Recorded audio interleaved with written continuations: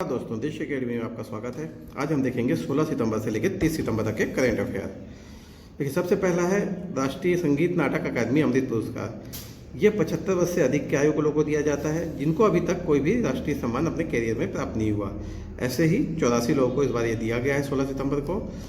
छत्तीसगढ़ से देखिए तो छत्तीसगढ़ से वसंत राम भाऊ सेवलकर हिंदुस्तानी को दिया गया। यह वायलिन बजाते हैं और इनकी एज लगभग 92 ईयर्स है। तो आपको ये इंस्ट्रूमेंट भी ध्यान रखना है, अगर आप छत्तीसगढ़ पीएससी दे रहे हैं तो उसके लिए यह इंपॉर्टेंट हो जाता है।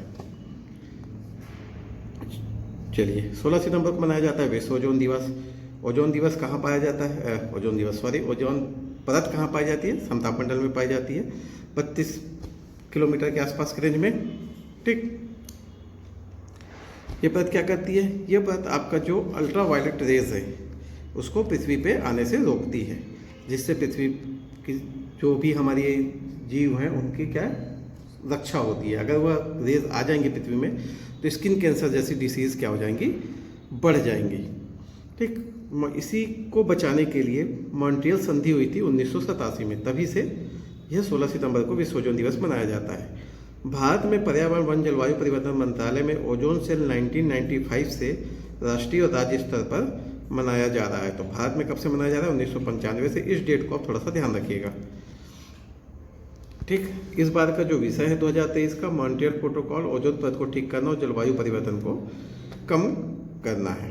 ठीक, तो ये ध्यान रखिएगा। ओजोन परत की मोटाई किससे नापते हैं? डॉप्सन से नापते हैं। 300 डॉप्सन से कम हो तो इसे ओजोन होल बोलते हैं, और 300 डॉप्सन से ऊपर है परत की मोटाई तो यह नॉर्मल कहलाती है। चलिए, प्रधानमंत्री जी ने घोषणा की थी कि विश्वकर्मा योजना शुरू करेंगे, तो 17 सितंबर को विश्वकर्मा योजना की शुरुआत कर दी गई। इसमें क्या देखिए, कौशल की योजना है जिसमें लोगों को प्रशिक्षित किया जाएगा, उनमें कौशल डेवलप किया जाएगा ताकि वो अपनी भी आजीविका प्राप्त कर सके और देश के विकास में भी सहयोगी बन सके। इसके लिए प्रशिक्षण में 500 रुपये प्रतिदिन भत्ता दिया जाएगा। साथ ही आधुनिक टूल किट के लिए 15,000 रुपये का वाउचर भी दिया जाएगा। अपना काम चालू करने के लिए 3 लाख तक का ऋण भी प्रदान किया जाएगा। चलिए आगे, पृथ्वी विज्ञान मंत्रालय ने अंतर्राष्ट्रीय तटीय स्वच्छता दिवस के उपलक्ष्य में 79 स्थानों पर विशाल तटीय स्वच्छता अभियान स्वच्छ सागर सुरक्षित सागर का संचालन किया। सिर्फ डेट आपको ध्यान रखिएगा, कब किया? 16 सितंबर को।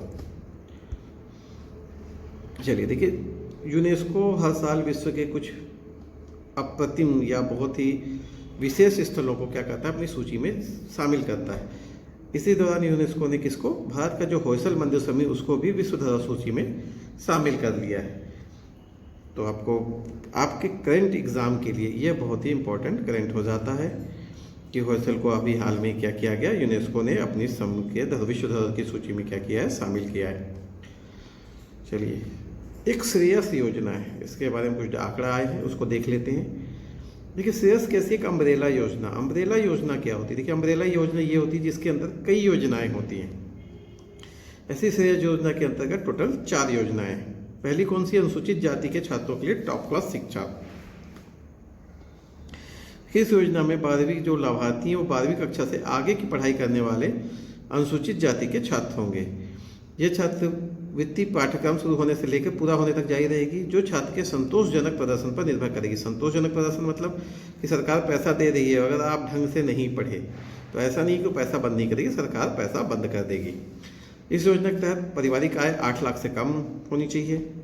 इस योजना में जो पूरी ट्यूशन फीस है और वापस न किए जाने वाले शुल्क, ठीक, जो 2 लाख प्रति वर्ष की सीमा तक होगा, माफ़ होगा। अध्ययन के पहले वर्ष में 86,000 रुपये का शैक्षणिक भत्ता और बाद के वर्ष में आवास, भोजन आदि अन्य खर्चों के लिए 41,000 रुपये प्रति वर्ष प्रदान किए जाते हैं।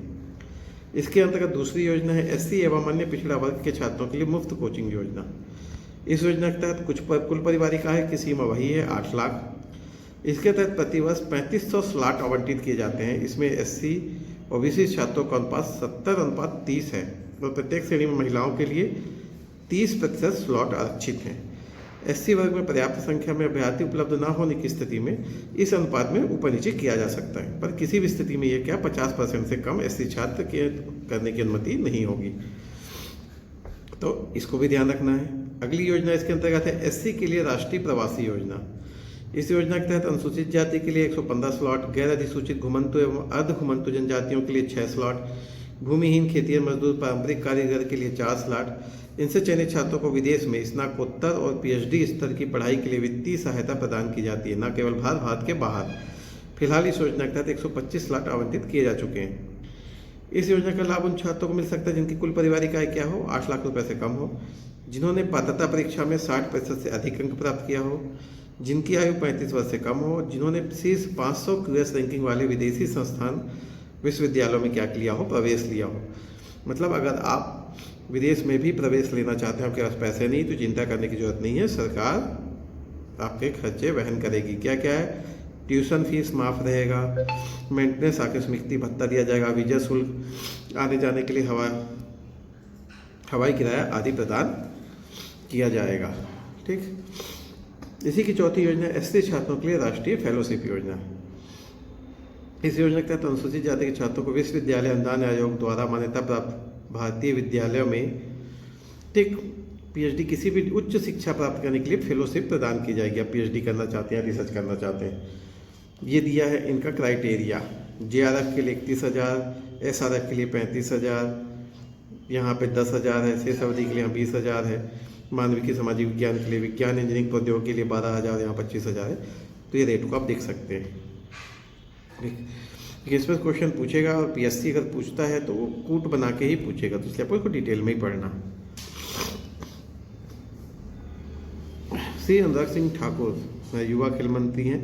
पंडित दीनदयाल उपाध्याय राष्ट्रीय खिलाड़ी कल्याण कोष के अंतर्गत एथलीटों को सम्मानित किया गया है। किन किन को सम्मानित किया गया है देखिए, 19 सितंबर को किया गया है। कौन कौन से? इन चारों का नाम थोड़ा ध्यान रखिएगा। विकास नरवाल, अनिल कुमार, श्रीमती संजना, सुनील जोशी और दिनेश राजशेखरन। ऊपर दोनों को 2.5 लाख दिया गया है, फिर संजना जी को 2 लाख और दिनेश जी को भी 2 लाख दिया गया है। प्रयोजन किस किस प्रयोजन के लिए दिया गया है यह यहाँ पे नोट है, आप इसको एक बार देख लीजिएगा। नाम पूछ के एक बार याद जरूर कीजिएगा, क्योंकि नाम ही पूछेगा तो सीधे कि इनमें से किसको मिला है या किसको नहीं मिला है। चलिए, भारत निर्वाचन आयोग ने युवा मतदाताओं को शिक्षित और प्रेरित करने के लिए चाचा चौधरी और साबू को शामिल किया। तो निर्वाचन आयोग ने कॉमिक्स निकाली है जिसमें चुनावी जागरूकता को बहलाया गया है। चाचा चौधरी और साबू को इसमें शामिल किया गया है। मेरे ख्याल से काफ़ी सारे लोग अगर जिन्होंने कॉमिक्स पढ़ी होगी तो चाचा चौधरी और साबू की कॉमिक्स तो जरूर पढ़ी होगी। चलिए, सिम्बेक्स 23 ये एक युद्धाभ्यास है जिसमें भारतीय नौसेना के जहाज रणविजय, कवरत्ती, पनडुब्बी, आईएनएस सिंधु केसरी, सिंगापुर और भारत समुद्री द्विपक्षीय अभ्यास के ये 30वें संस्करण में शामिल होने के लिए सिंगापुर पहुंचे। तो कहाँ हो रहा है? ये सिंगापुर हो रहा है। कौन कौन शामिल रहेगा? सिंगापुर, भारत रहेगा। कैसा है? द्विपक्षीय वर्ष है। यह अभ्यास कब से आयोजित किया जा रहा है? 1994 से आयोजित किया जा रहा है। सिम्बेक्स 2023 को 2 चरणों में आयोजित किया जा रहा है। एक होगा 21 से 24 सितंबर तक, ठीक। उसका बाद दूसरा समुद्री चरण होगा, एक हार्बर चरण होगा और दूसरा समुद्री चरण होगा। चलिए आगे बढ़े। मत्स्य पालन, पशुपालन और डेयरी मंत्री परसोत्तम रुपाला ने आज नई दिल्ली में मत्स्य पालन विभाग की वार्षिक क्षमता निर्माण योजना का शुभारंभ किया। ये वार्षिक क्षमता निर्माण क्या है कि उस डिपार्टमेंट में जो भी व्यक्ति काम कर रहा है वो ज़्यादा आउटपुट कैसे दे, डिपार्टमेंट ज़्यादा आउटपुट कैसे दे, इस पर ही वर्क करना है, ठीक। इतना ही आपको ध्यान रखना। चलिए, 17 सितंबर 2023 से देश भर में आवश्यक स्वास्थ्य सेवाओं के पूर्ण कवरेज के लिए आयुष्मान भव अभियान जारी हो चुका है। आपको याद है कि आयुष्मान भव अभियान का शुभारंभ कब हुआ था? 13 सितंबर को किया गया था, ठीक। सेवा पखवाड़ा के तहत पूरे देश में 17 सितंबर से आवश्यक स्वास्थ्य सेवाओं के पूर्ण कवरेज के लिए आयुष्मान भव अभियान चलाया जा रहा है। राष्ट्रपति श्रीमती द्रौपदी मुर्मू 13 सितंबर को आयुष्मान भव अभियान का क्या किया गया था? उद्घाटन किया गया था, ठीक। इसमें कुछ काम करे जा रहे हैं। देखिए, काम दिए गए हैं। पिछले 3 दिनों में देश भर में 30,000 से अधिक मेले लगे हैं, ठीक। खैर ये इतने इंपॉर्टेंट नहीं है। 3 दिनों में 8 लाख से अधिक कार्ड जारी किए गए। पिछले दिनों में 2.5 लाख से अधिक आबा ID तैयार किए गए। पिछले 10 दिन में 10 लाख से अधिक लोगों को मुफ्त दवाएं मिली। हमको ये डेट याद रखना है, कब चालू हुआ है? 13 सितंबर से हुआ है। और 17 सितंबर से क्या किया गया है कि यही सब प्रोग्राम लॉन्च किए गए हैं, ज़्यादा से ज़्यादा जागरूकता फैल सके। चलिए, ट्राइफेड द्वारा 21 सितंबर 2023 से उत्तर पूर्व क्षेत्र जनजातीय उत्पाद संवर्धन PTP NIR 2.0 योजना के दूसरे चरण का शुभारंभ किया गया, ठीक। देखिए, केंद्रीय जनजातीय कार्य मंत्रालय के तहत tribal cooperative marketing development federation of India limited TRIFED, ये फुल फॉर्म ध्यान रखिएगा, कभी कभी सीधे फुल फॉर्म पूछ लेता है कि ट्राइफेड का फुल फॉर्म क्या है। 21 सितंबर 2023 को उत्तर पूर्वी क्षेत्रीय जनजातीय उत्पाद संवर्धन PTENER योजना के दूसरे चरण की शुरुआत करेगा, जो 10 नवंबर 2023 तक चलेगा। इसमें क्या है, देखिए इसमें जनजातीय क्षेत्रों में क्या है, लोगों को जागरूक करना है, ठीक, वहाँ के हस्तशिल्प को बढ़ावा देना है, ठीक, उनकी जो इकोनॉमिक्स है उसको बढ़ावा देना है, ठीक। इसमें पूरे डिटेल हैं आपके, आप पूरे डिटेल पढ़ सकते हैं, ठीक। नदी संस्कृति पर 3 दिवसीय नदी उत्सव 22 से 24 सितंबर तक इंदिरा गांधी राष्ट्रीय कला केंद्र नई दिल्ली में आयोजित किया जाएगा, ठीक। तो आपको डेट ध्यान रखना है, 22 सितंबर से 24 सितंबर तक क्या मनाया जा रहा है, नदी उत्सव आयोजित किया जा रहा है। चलिए आगे देखते हैं। सरकार ने विज्ञान प्रौद्योगिकी और नवाचार के क्षेत्र में राष्ट्रीय पुरस्कारों की एक श्रेणी राष्ट्रीय विज्ञान पुरस्कार की स्थापना की। तो इसको जरूर ध्यान रखिएगा क्योंकि यह भी स्थापित हुआ है। देखिए यह पुरस्कार निम्नलिखित 4 श्रेणियों में दिए जाएंगे। कौन कौन से? विज्ञान रत्न में, विज्ञान श्री, विज्ञान युवा शांति स्वरूप भटनागर और विज्ञान टीम क्षेत्र में। इस श्रेणी के लिए नामांकन हर साल 14 जनवरी को आमंत्रित किया जाएगा। 28 फरवरी तक नामांकन खुले रहेंगे। इन पुरस्कारों की घोषणा हर साल 11 मई को की जाएगी। सभी श्रेणियों के पुरस्कारों के लिए पुरस्कार समारोह 23 अगस्त राष्ट्रीय अंतरिक्ष दिवस कब मनाया जाता है, 23 अगस्त को आयोजित किया जाएगा, ठीक। तो ये सारी इसकी डिटेल है, ध्यान रखिएगा। भारत इंडोनेशिया ऑस्ट्रेलिया त्रिपक्षीय समुद्री अभ्यास कब से कब होगा? 20 से 21 सितंबर तक हुआ है। रॉयल ऑस्ट्रेलियाई नौसेना, इंडोनेशिया नौसेना के जहाज़ों ने इसमें भाग लिया है। यह पहला त्रिपक्षीय समुद्री साझेदारी अभ्यास है जिसमें कौन कौन शामिल है? भारत, इंडोनेशिया और ऑस्ट्रेलिया, ठीक। क्यों किया जाता है? ताकि दोनों सेनाओं के बीच में कोऑर्डिनेशन बढ़े, और इसका एक मेजर टॉपिक व्यापार भी होता है ताकि आप अपनी अस्त्रों का क्या कर सको, नुमाइश कर सको।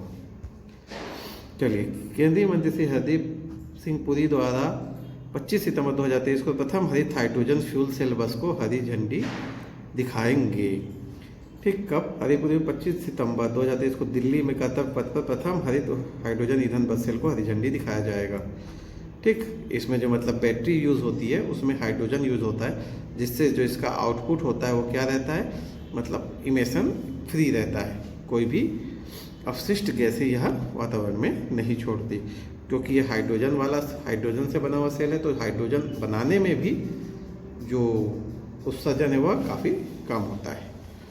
चलिए, गोवा में भारत के पहले प्रकाश स्तंभ महोत्सव का शुभारंभ हुआ है। प्रमुख पर्यटन स्थलों के रूप में विकसित किए जाने वाले 75 ऐतिहासिक स्थलों पर विशेष ध्यान दिया गया है, ठीक। ये जो प्रकाश महोत्सव है ये आपका क्या है, टोटल पर्यटन विकास के लिए किया जा रहा महोत्सव है।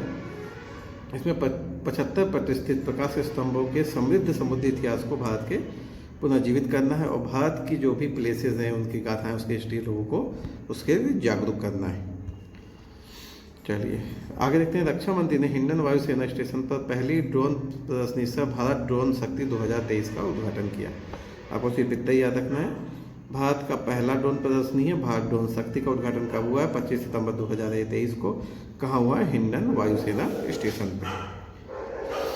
चलिए, भारत ड्रोन शक्ति 2023 के उद्घाटन के बाद पहले C-295 MW परिवहन विमान को औपचारिक रूप से IAF में शामिल भी किया गया है, और इस समारोह में सर्वधर्म पूजा और विमान की क्षमताओं पर संक्षिप्त जानकारी भी दी जा रही है। तो क्या शामिल किया गया है आपको ध्यान रखना है? C-295, भारत का पहला C-295 को। चलिए आगे देखते हैं। वहीदा रहमान को 53वें Dada Saheb Phalke life time achievement पुरस्कार से सम्मानित किया जाएगा। कब किया जाएगा यह पुरस्कार? 69वें राष्ट्रीय फिल्म पुरस्कार समारोह में प्रदान किया जाएगा। पुरस्कार जिन्होंने चयन किया, देखिए उस चयन समिति में कौन कौन थे? उसमें थी आशा पारेख, चिरंजीवी, परेश रावल, प्रसेनजीत चटर्जी और शेखर कपूर। इतने लोग उस समिति में शामिल थे जिन्होंने यह डिसाइड किया कि पुरस्कार किसको दिया जाएगा। देखिए, विश्व पर्यटन दिवस के उपलक्ष्य में स्वच्छता ही सेवा पखवाड़े के साथ स्वच्छता अभियान के लिए ट्रैवल फॉर लाइफ की शुरुआत होती है। 15 सितंबर से 2 अक्टूबर तक चल रहे स्वच्छता सेवा पखवाड़े के एक भाग के रूप में विश्व पर्यटन दिवस 2023 के अवसर पर पर्यटन मंत्रालय ने एक अभिनव पहल स्वच्छता अभियान के लिए ट्रैवल फॉर लाइफ की शुरुआत की, ठीक। ये आपके लिए काम की न्यूज़ है, इसको ध्यान रखिएगा। उपराष्ट्रपति ने डॉक्टर एम एस स्वामीनाथन के निधन पर शोक व्यक्त किया। आपको पता होगा एम एस स्वामीनाथन का नाम सभी ने सुना होगा। ठीक, भारत में कहलाए जाते हैं यह हरित क्रांति के प्रणेता या जनक। ठीक, नॉर्मन बोरलॉग कहाँ कहलाए जाते हैं? विश्व में कहलाए जाते हैं, भारत में कहलाए जाते हैं। तो इनकी जो भी उपलब्धियां हैं, सब के बारे में हम लोग परिचित हैं। कोई भी ऐसे विख्यात व्यक्ति का निधन होता है तो दुख की बात तो है, पर एक एग्जामिनर के लिए एक अच्छा क्वेश्चन भी हो जाता है। तो हो सकता है इनसे रिलेटेड कोई ना कोई क्वेश्चन इस बार एग्जाम में पूछा जाए, तो आप इसको थोड़ा सा डिटेल में देख के रखिएगा। वैश्विक नवाचार सूचकांक 2023 विश्व बौद्धिक संपदा संगठन द्वारा प्रकाशित वैश्विक नवाचार सूचकांक 2023 रैंकिंग में 132 अर्थव्यवस्था में से भारत 40वां स्थान बरकरार है। वैश्विक नवाचार सूचकांक में पिछले कई वर्षों में भारत 2015 में 81वें स्थान पर आ गया था, जो 2023 में सुधर कर 40वें स्थान पर पहुंच गया है। ठीक, पहले स्थान में कौन है? इसमें पहले स्थान पे यूएसए रहता है साधारणतः। चलिए, भारतीय उद्योग परिसंघ भी नवाचार संचालित अर्थव्यवस्था की दिशा में भारत की यात्रा में सहयोग कर रहा है। इस वर्ष CII और विश्व बौद्धिक संपदा संगठन के साथ साझेदारी में नीति आयोग 23 सितंबर 2023 को GII 2023 के भारत शुभारंभ की मेजबानी कर रहा है। तो GII 2023 की कौन शुभारंभ भारत करेगा? इसकी मेजबानी शुभारंभ की, इसको ध्यान रखिएगा। ये जो इम्पोर्टेंट हो जाता है, पूछेगा ये आगे आने वाले किसी भी एग्जाम में। चलिए, प्रधानमंत्री ने आकांक्षी ब्लॉकों पर सप्ताह भर चलने वाले कार्यक्रम संकल्प सप्ताह का शुभारंभ किया। ठीक, सभी आकांक्षी ब्लॉकों में 3 अक्टूबर से 9 अक्टूबर 2023 तक क्या मनाया जाएगा? संकल्प सप्ताह मनाया जाएगा। संकल्प सप्ताह में प्रत्येक दिन एक विशिष्ट विकास विषय को समर्पित किया गया है, जिन पर सभी आकांक्षी ब्लॉक काम करेंगे। पहले 6 दिनों की थीम में संपूर्ण स्वास्थ्य, सुपोषित परिवार, स्वच्छता, कृषि, शिक्षा, समृद्धि दिवस शामिल हैं। सप्ताह के अंतिम दिन यानी 9 अक्टूबर को पूरे सप्ताह के दौरान किए गए कार्यों का समापन को संकल्प सप्ताह समावेश समारोह के रूप में मनाया जाएगा। तो इनको चीज़ों का ध्यान रखना है, क्या क्या काम होंगे, कितने दिन होंगे। ठीक, चलिए, तो यहाँ पे हमारा सितंबर तक का करंट अफेयर समाप्त हो जाता है। ठीक, तो आप रेगुलर पढ़ते रहिए करंट अफेयर। ठीक, फरवरी में आपका पेपर मोस्ट प्रोबेबली होगा ही, तो अपनी तैयारी को मजबूत रखिए, बार बार रिवाइज कीजिए। ठीक, और हमने CGPSC के लिए फ्री टेस्ट सीरीज लॉन्च की है 26 नवंबर से, तो ज़्यादा से ज़्यादा उसमें जुड़िए और अपनी तैयारी को और मजबूत कीजिए। संपर्क करने के लिए आप हमारे कॉन्टैक्ट नंबर पर संपर्क कर सकते हो कि उसको मैं कैसे उसको फ्री एक्सेस करना है। चलिए, ओके, धन्यवाद।